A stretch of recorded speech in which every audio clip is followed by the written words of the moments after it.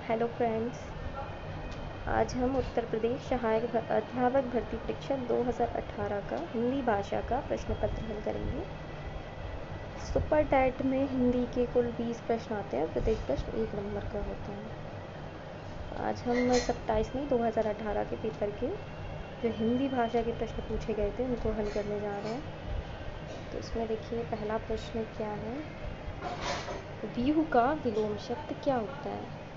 तो व्यूह का विलोम होता है अव्यूह या निर्व्यूह। ठीक है, विलोम का अर्थ होता है उल्टा। प्रश्न 2, मैंने कहा होगा वाक्य किस प्रकार का वाक्य है? तो इसमें क्या है, मैंने कहा होगा। होगा मीन्स ये संदेह को प्रकट कर रहा है, यानी ये संदेहवाचक वाक्य है।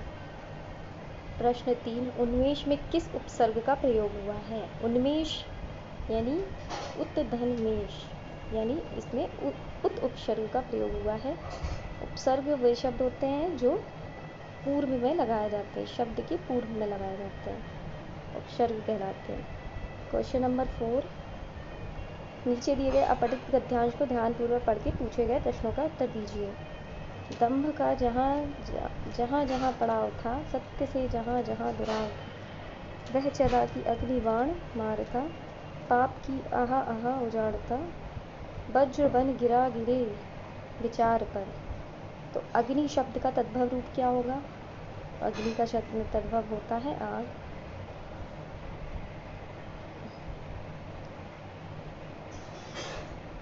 ठीक है, अग्नि शब्द का तद्भव रूप आग होता है। किसी भाषा के मूल शब्द को तत्सम कहते हैं, उनका विकृत रूप तद्भव होता है। तद्भव मीन्स जो हम रोज की डेली रूटीन में जो जिन शब्दों का प्रयोग करते हैं वो तद्भव शब्द कहलाते हैं। तत्सम संस्कृत के शब्द होते हैं। क्वेश्चन नंबर 5, जिनके हाथ में चक्र हो।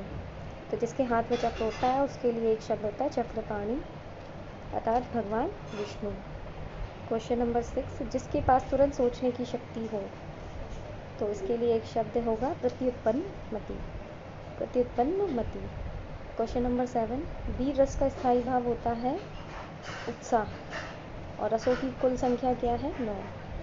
क्वेश्चन नंबर 8, कंघी का तत्सम शब्द क्या है? तो कंघी का तत्सम है कंकती। तत्सम हमने बताया है कि जो संस्कृत के शब्द होते हैं उन्हें तत्सम शब्द कहते हैं।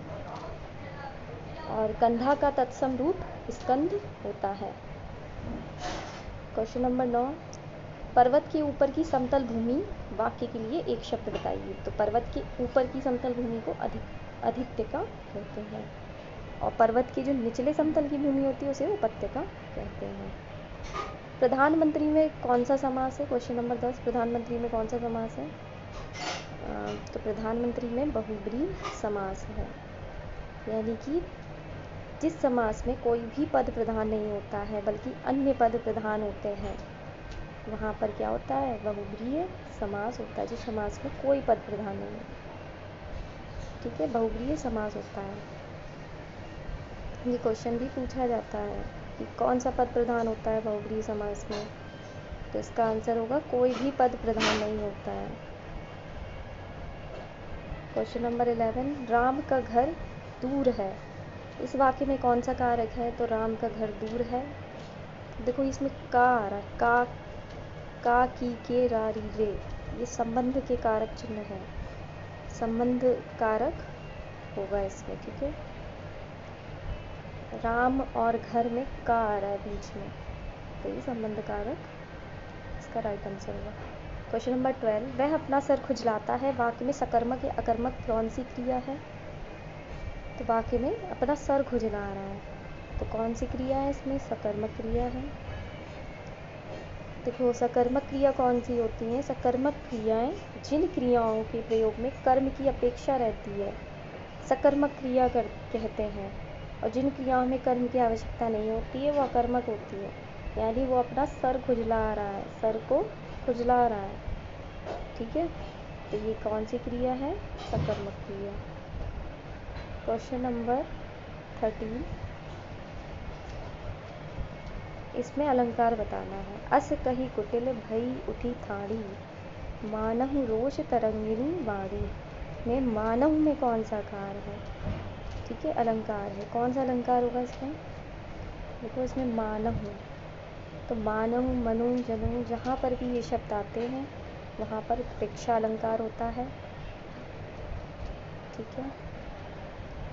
क्वेश्चन नंबर 14, मुझसे उठा नहीं गया वाक्य में कौन सा वाच्य है? मुझसे उठा नहीं गया में कौन सा वाच्य होगा?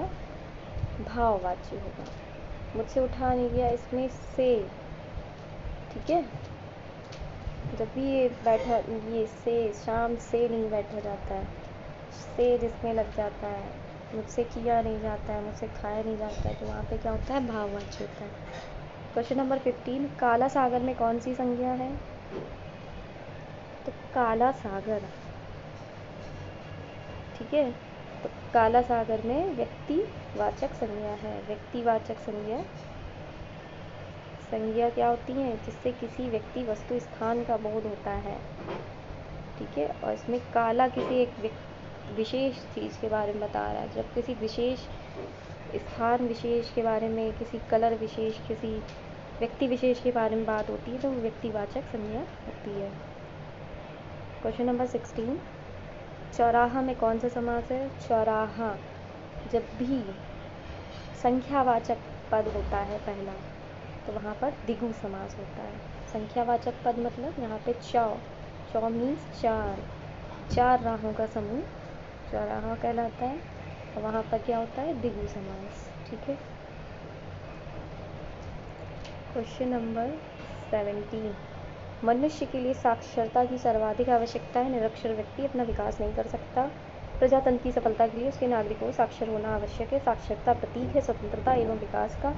यदि इस अभियान की सफलता और विफलता का निष्पक्ष दृष्टि से विश्लेषण करें तो हमें पता चलता है कि अभियान जन जागृति लाने में सफल रहा है। इस अभियान को सफलतापूर्वक चलाना चाहिए।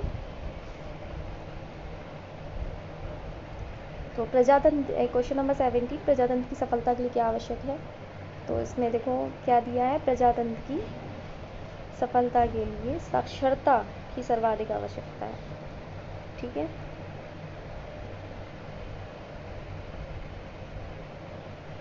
प्रजातंत्र की सफलता के लिए उसके नागरिकों को साक्षर होना आवश्यक है। ओके। क्वेश्चन नंबर 18, संस्कार शब्द में कौन सा उपसर्ग है? तो संस्कार दो शब्दों से मिलकर बना है, सम धन कार, समधन कार। तो क्या हो जाएगा? उपसर्ग मीन्स आगे वाला शब्द, तो आगे वाला शब्द क्या है? सम। संस्कार में उपसर्ग होगा सम। क्वेश्चन नंबर 19, सृष्टि का तद्भव रूप क्या होगा? तो सृष्टि का तद्भव रूप होगा सोंठ। ठीक है, सृष्टि एक संस्कृत शब्द है, सोंठ उसका तद्भव रूप है। क्वेश्चन नंबर 20 और आखिरी क्वेश्चन है, लिखावट शब्द में किस प्रकार का प्रत्यय है? लिखावट, तो प्रत्यय पूछा है इसमें, लिख के साथ आवट प्रत्यय जुड़ा है। आवट, यहाँ पे जो पीछे वाला शब्द होता है वो प्रत्यय होता है और जो आगे वाला होता है वो उपसर्ग होता है। तो प्रत्यय क्या हो जाएगा लिखावट में? आवट प्रत्यय। तो फ्रेंड्स, आज की ये वीडियो यहीं ख़त्म होती है। आपको अच्छा लगे तो लाइक, शेयर एंड सब्सक्राइब जरूर करिए। इस चैनल को सब्सक्राइब करना ना भूलिए। Thank you. नमस्ते।